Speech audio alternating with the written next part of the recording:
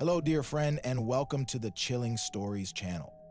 If you enjoy this video, don't forget to subscribe to the channel. Enjoy watching. I woke up to something strange, a weight on my chest. My eyes opened, but everything around me remained in complete darkness. I lay on my back as if nailed to the bed, my arms, legs, my entire body motionless. I tried to scream, but no sound escaped my lips.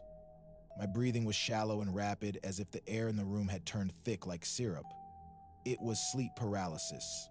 Not the first time in my life, but this time something felt different. The room was suffused with the feeling of someone's presence. Phone. The darkness around me was thick, almost tangible, and shapes began to emerge within it.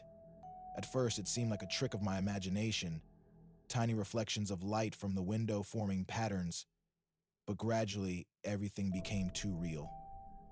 At the edge of the bed, right by my feet, something began to move. I strained my eyes trying to make out what it was, and I saw a girl. She couldn't have been older than 12. She sat with her legs tucked beneath her, staring directly at me. The horror gripped me when I realized that her skin was completely missing.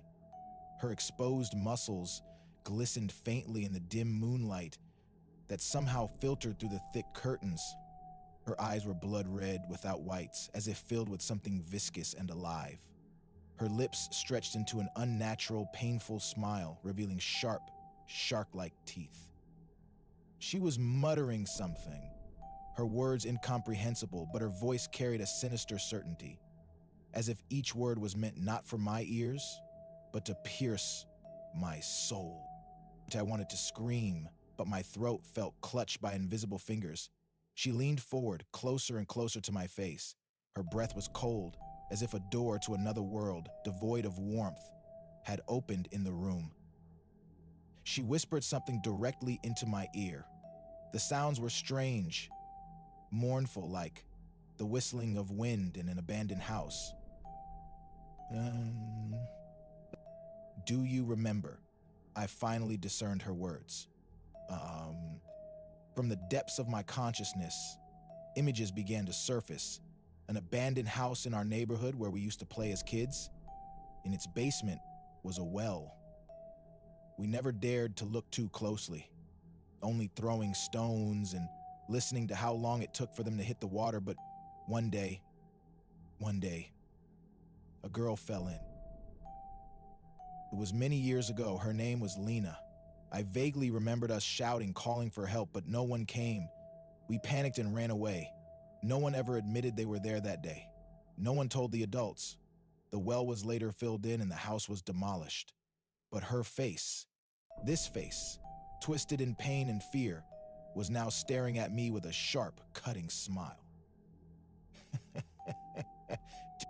You left me, she said, her voice suddenly clear. You ran. Her hand, with long skeletal fingers, reached for my chest.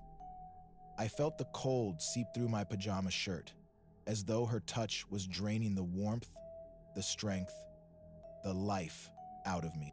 I summoned every ounce of strength I had to move, even just a finger. My pinky twitched, then my whole hand. The girl flinched, her red eyes widening. "No!" she screamed, her voice slicing through the silence like a blade. The room began to distort, as if the world around me was breaking and collapsing. Furniture blurred, the walls writhed like living things, and the shadows thickened, surrounding me from all sides. I felt my body return to me.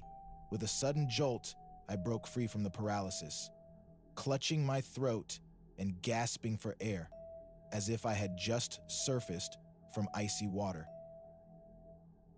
The girl was gone. The room was normal again, dark but familiar. I turned on the light and sat up, trying to catch my breath. But when I looked down at my feet, I saw faint marks, thin, like those left by small exposed fingers.